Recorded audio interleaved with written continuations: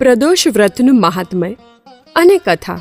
હિન્દુ માન્યતા અનુસાર પ્રદોષનું વ્રત ખૂબ જ શુભ અને શિવજીના આશીર્વાદ આપનાર છે. પ્રદોષ એ દરેક મહિનાની સુદ અને વદ તેરસ તિથિના સાંજના સમયને કહેવામાં આવે છે. એવી એક માન્યતા છે કે પ્રદોષ સમયે દેવાધિદેવ મહાદેવ કૈલાશ પર્વતના રજત ભવનમાં નૃત્ય કરે છે અને બધા દેવો તેમના ગુણોની પ્રશંસા કરે છે.